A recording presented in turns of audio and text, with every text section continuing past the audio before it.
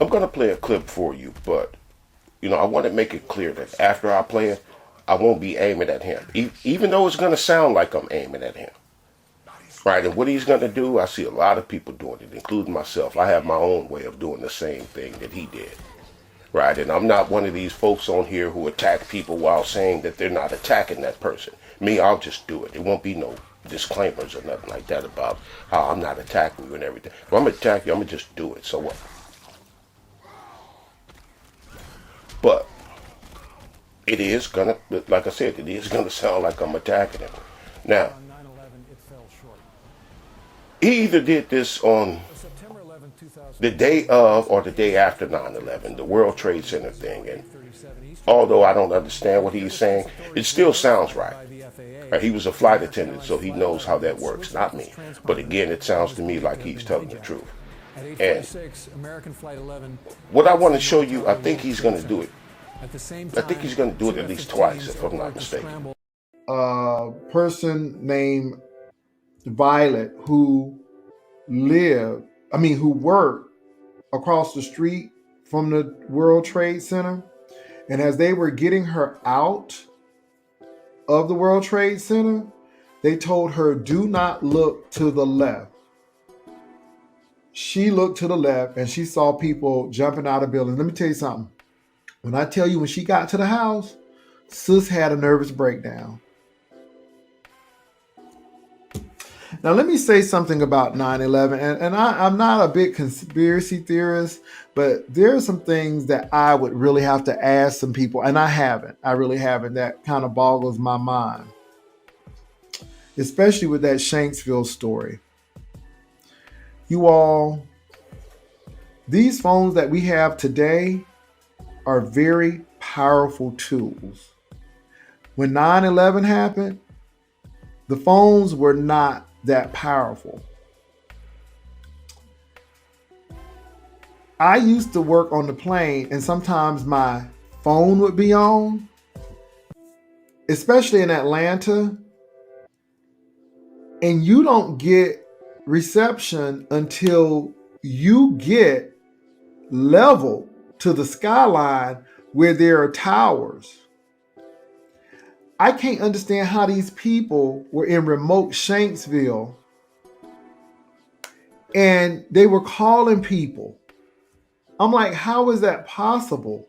And you couldn't use those satellite phones because that takes a while. That takes almost an hour, not an hour, but about like 15 to 20 minutes to get on those GTE phones.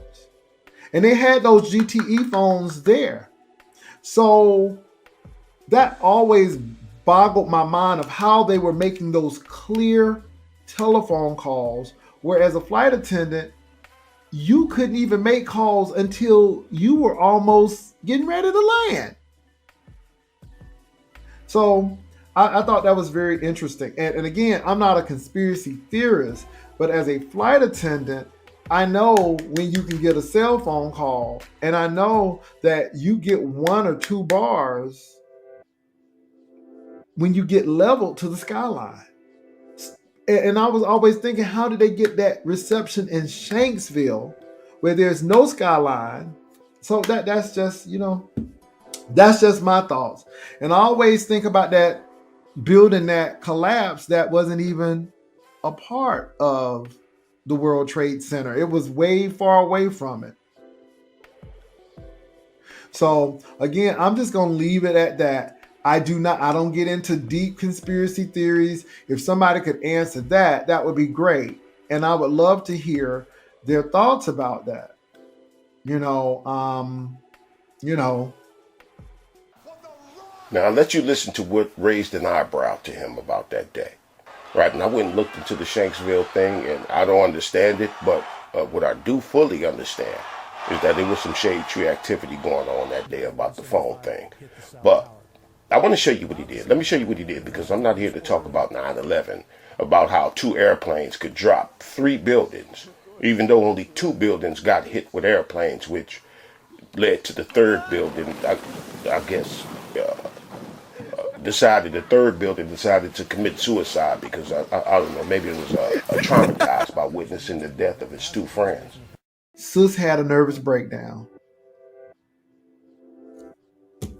Now, let me say something about 9/11, and I'm not a big conspiracy theorist, but about that building that collapsed that wasn't even a part of the World Trade Center. It was way far away from it. So again, I'm just gonna leave it at that. I don't get into deep conspiracy theories. You know, That right there. I'm not a conspiracy theorist. Needing to throw out a disclaimer before you get into your thing. Right, and that's a damn shame. That's a damn shame. Not shame on him, right? Like I said, I'm not aiming this at him, right?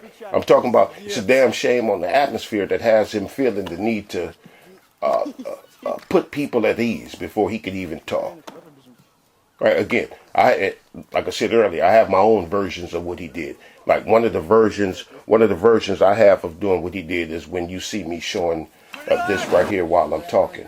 Right, I know some of you remember the videos where I'm showing the man making a tinfoil hat. Right, so like I said, I'm not aiming at him. I just wanted to use him to show you what I'm going to be talking about. And even hardcore conspiracy theorists, who you only know them for conspiracy theories, even many of them will throw out the old, I'm not a conspiracy. Now this is not a conspiracy theory. Even them. Pretty good start for tinfoil hat. And I understand it because, listen, man, don't nobody want to be associated with some bare-chested dude walking around with a deer on his head. Nobody don't want to be associated with that kind of stuff. But, you know, it's still a damn shame that people have to explain before we get into our theories, right? And when governments are trying to usher in a moral monopoly, we're in trouble. But let me give you an idea of the kind of idiots I want. And listen, idiot, that's the best description I can come up with for these kind of people I want to talk about. But let me give you an idea of the kind of idiots I want to talk about. The anti-conspiracy theorists. The ones who wiggle their way out of things by saying, oh, that's just some crazy conspiracy theory. That's just some crazy Alex Jones conspiracy stuff. Them kind of idiots. Right, the aversion that people have to the label of conspiracy theorists. They remind me, one of the things that they do, it reminds me of people who believe in the Bible or the Quran or these other holy books, but they have an issue with the thought of aliens being real, even though their books got aliens in them from cover to cover. From cover to cover. But the word alien has them thinking of little green men with big heads, and they dismiss it with, oh, aliens are just some crazy conspiracy theory. The description, conspiracy theorists, they think means Alex Jones, like alien means little green men. They believe in aliens, they just have an allergic reaction to the word alien. And I have seen these same people who are supposedly dead set against conspiracy theories start off their talks with, no, this is not a conspiracy theory, then will proceed into their own conspiracy theory about whatever the subject is that they're talking about. And these are the type of idiots I have an issue with. The anti-conspiracy theorists who think that what they're saying is not a conspiracy theory because they start off with, now, I'm not one of those crazy conspiracy theorists. What? Right, and let me show you something. The whole thing, it'll be in the description box so you can go and hear the rest of this insult by the Young Turks, because I'm only going to play a tiny bit of it. And it gets way worse than the little tiny bit I'm going to play if you decide to go over there and hear the rest of it. It'll be in the description box. I happened across an interesting editorial on The Atlantic by Emily Oster titled, "Let's Declare a Pandemic Amnesty. Let's focus on the future and fix the problems we still need to solve." The idea being here, we all made mistakes during the pandemic. We all believed things that might have turned out not to be true. We might have said things that turned out not to be true. So let's call it even and move on. But goes on to say, we have to put these fights aside and declare a pandemic amnesty. We can leave out the willful purveyors of actual misinformation while forgiving the hard calls that people had no choice but to make with imperfect knowledge. Anna, we talked throughout the pandemic and on until now about misinformation and like people opting out of being a part of the solution. We talked about all of this literally thousands of times. What do you think about the concept of this pandemic amnesty? I mean, I think it's totally fine to give people a pass. I think needlessly obsessing over recommendations on what to do based on bad information at the time, it just doesn't make sense to harp on it, right? In December, or in other words, get over it. China notified the World Health Organization. Yeah, we lied to you about everything, but y'all need to get over it. Yeah, those crazy conspiracy theorists have been right this whole 2.5 years about the cure and the bug, but guess what? We need to get over it. These two organizations here, right, those two, over the last, I'd say, 8 months or so, 7-8 months or so, something like that, they have been slowly but surely leaking out everything. Every conspiracy that has got people flagged and or banned from various media outlets. Fired from their jobs for telling people what they know. Even doctors been canceled. Mr. Bush, when are you going to apologize for the million Iraqis that are dead because you lied? You lied about weapons of mass destruction. You lied about connections to 9/11. You lied about Iraq being a threat. You sent me to Iraq. You sent me to Iraq in 2003. My friends are dead. Joshua Castile. You killed people. You lied. You lied about WMD. A million Iraqis are dead because you lied. My friends are dead because you lied. You need to apologize. Apologize.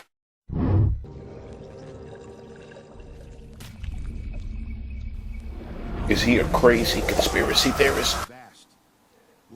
That man said his friends are dead because of this lie that Colin Powell is holding up in his hand. This is just about the amount of a teaspoon. That crazy conspiracy theory about weapons of mass destruction that people have proven to be a lie. That was a lie. Wasn't nothing over there. Wasn't nothing over there. The anti-conspiracy theorists, they remind me, they're just like those people that hauled that veteran off. People who are quick to jump on board with this movement against what aspiring tyrants are labeling misinformation. Right? People who can only say, oh, that's just some crazy conspiracy theory, because they can't really explain why Teddy Pendergrass is on this album cover throwing up a pyramid. Or how Second to None is on their album cover holding their hands in a particular kind of way. And these are records made before there was the internet, but still posing like this. Who are they signaling to? Who poses for pictures like that? Right, and they're putting fact check balls on, and yeah, I know they're not called fact check balls, it's just what I call them. They're putting these fact check balls underneath people's videos. Long articles making sure the only facts are what they say the facts are. They're putting these under videos for merely having the word climate in the title of your video. Climate, that's a naughty word that needs to be checked. Other words like reptilian, fact check ball get put under your stuff. UFO and other things. Put flat earth in your title. Get a fact check ball put on underneath there. Do you know that at one point this was just some crazy conspiracy theory? You know that? Do you? All that cocaine the United States brought in here in the 80s. Right, and this is Oliver North about to drop down on a few nothing folks. but the truth, so help you God. I do. Please be seated. See, some of y'all, you'll believe in conspiracy theories when it's racial, like when it comes to stuff like redlining or the Tuskegee experiments on black people. But you don't believe that the government still does that to people. And not just black people, right? In fact, they were experimenting on white people before they came across the more suitable subject what are you called talking black about, people. man? Yeah, they was experimenting on white people. And they still do, matter of fact. But not just black. All governments experiment on their populations. And that's a fact. But before it was fact, some crazy conspiracy theorists. It took for some crazy conspiracy theorists to get suspicious and start looking around. Right. And I saw that people were happy about Kanye being banned from here and kicked out of there. But 5 minutes later, same people on here crying about how they were trying to do Kyrie Irving the same way. Happy that Alex Jones was banned from Facebook and other sites, then started pouring out rivers of tears a week or two later when they kicked Farrakhan off Facebook too. What's up, Instagram? Kanye said it's a war. It's a war. We've known it's a war, obviously a cultural war. We are battling for the soul of this nation. You know the drill. You're probably wondering why I'm so excited to tell you to delete your PayPal account.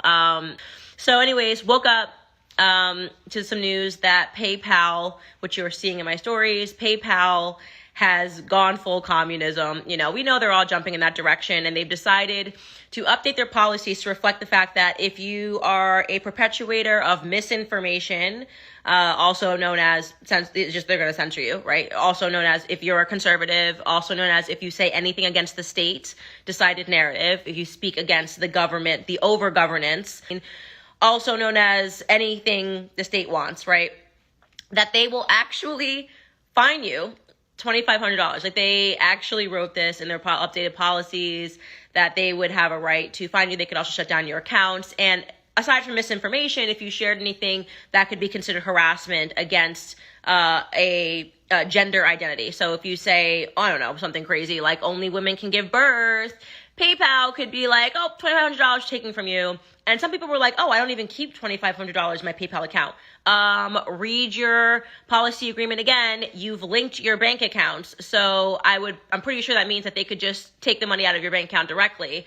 That's the relationship that you have agreed to when you give PayPal access to your bank account.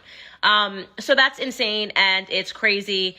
And, so basically, at the end of last year, I turned to my husband. It was when General Michael Flynn got that letter, you remember, and it basically said, I don't know if it was to him or to his wife, and it basically was from JP Morgan Chase Bank, and they were like, we don't want you at our bank anymore because of who you are.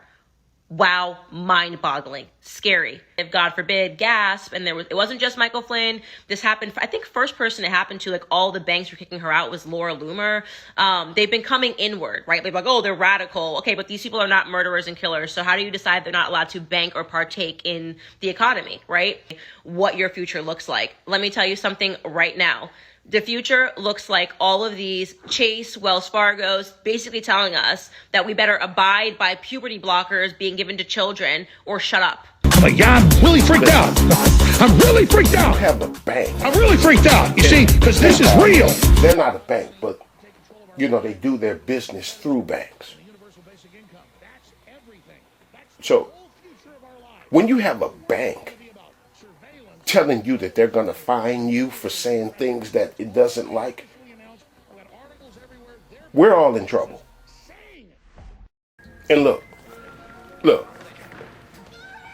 folks on here, the atmosphere itself, the one that I said is a damn shame, that one, got folks on here talking about some R word, where he's being accused of R-wording her. Scared to say rape. Do I blame him? No, I don't blame him. What's up, Instagram? Say rape too many times and watch and see what happened to your channel or your video, or your live stream or whatever. Say it too many times and watch what happened. So I don't blame him. No. I'm just saying that this is what happens when you think it's a good idea for governments to control what people are saying. Showing that pedophiles are on here targeting children is being put into the category of misinformation. Do y'all know that? So anyways, woke up That'll get you flagged, banned, canceled, kicked off of whichever social media site you're on. That'll get you out of here. And listen to the G word, you know, like the R word. Listen to the G word. What is the G word? Grooming. Y'all know what grooming is. Listen to how he walks on eggshells. And I don't blame him. And he's going to tell you why he walks on eggshells. there's a word, the G word, no longer can really be said anywhere. And one of the biggest nightmares for kind of this woke ideology is when somebody that they worship, in this case the LGBTQ community, criticizes them. The worst nightmare of this, like the G movement, we'll say, is a group of LGBTQ people criticizing it. And that's exactly what has happened through the group known as Gays Against the G Word. And these are a coalition of LGBTQ people, as far as I know. The couple I talked to definitely are, and their Instagram is full of it, that are full of people who self-identify as such and criticize this insanity going on with the youth today. This particular group, we'll just call them G Against G. G Against G has been repeatedly banned off of Twitter. Now, some people say it's simply because they had the G word in their Twitter file. And by the way, you say, Jeremy, why do you censor yourself? Because this message is very important. And if I just say the G word, somebody, Susan over at YouTube's happy, and more people see the video. If I go all out, it gets dinged and less people see the video. So this particular group, G Against G, has been around for quite some time. They have a pretty prolific Instagram following, to be honest with you. Pretty impressive. There's 122,000 people following them. They have several videos, lots of videos and pictures on here. Doctors talking about why, you need to wait till you get older. My opinion on a lot of this stuff,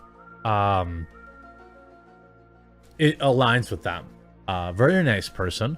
And I said, hey, what can I share? So they have this gagainstg.com, their website with all their social on it. Essentially, you see, we oppose, the body modification and medicalization of people who are too young, drag and pride events that involve people who are too young, this type of gender and theory being taught in the classroom, and propagandizing youth with LGBTQ media. I mean, does anybody in like the middle of the road actually disagree with any of this stuff? No, it's a pretty mainstream opinion. But what happened yesterday is that suddenly we saw that PayPal and Venmo, PayPal owns Venmo, permanently suspended the group. This on top of later in the evening being banned off of Google. This on top of multiple Twitter bans, half dozen almost. It's curious that you see such a coordinated. This is the thing. It's like, man, if they go after the LGBTQ group, what chance do us boring cis people have against Silicon Valley? PayPal, Venmo permanently suspend G Against G. We have been banned from PayPal and Venmo within minutes of each other for, quote, violating their user agreement. Now, they didn't tell them, oh, you have to change your name. This is something in particular that we don't like. No, they just banned them. The GAG organization has been permanently suspended from payment processors PayPal and its subsidiary Venmo. This is the problem with all these, monopolies form, right? Super easy to deplatform somebody. First, you start with their money, then you take their platforms. Both companies' reasons state that they did so because the organization's activities are not in accordance with the processor's user agreement. Okay, what does that even mean? Posting on their Twitter account at 2:47 a.m., GAG wrote, we have been banned on Venmo and PayPal within minutes of each other for violating their user agreements. They don't state what in their user agreement we actually violated. This comes just after they announced on Twitter that the organization officially registered as a nonprofit and can now receive tax-free donations. I'm sure they're totally unrelated, right? I'm sure them saying, breaking, we have just been banned from Venmo and PayPal within minutes. We are an organization that consists entirely of gay people whose only mission is to safeguard kids. Woke homophobia is real. Well, we see this all the time with the woke crowd, right? Like, if a black individual comes out as conservative, what do they do first? Question their blackness. They're probably doing the same thing with members of this group. Oh, you're not really LGBTQ. You're less LGBTQ than me because you don't support teaching this stuff to kids apparently. The Post Millennial caught up with GAJ founder Jamie Mitchell. That's who I talked to last night too. She gave the following statement: PayPal and Venmo have made it abundantly clear that they support this type of stuff happening to kids. This would never happen in an organization of LGBT people that fell in line with the evil agenda that has hijacked our community. That's kind of why I thought this was going. That's what I mean. Like, you're talking about 0.001% of an already small community, and when they try to like oust these people, they're told to stay in line. Even the gay folk who've been trying to, even them who've been trying to run roughshod over people, trying to force us into their way of, everything, right? Running roughshod over the people, have now found themselves being blackballed for daring to spread misinformation. And what is their crime? What is their misinformation, or the spread of misinformation? What is it? Daring to call child molesters. That's their crime.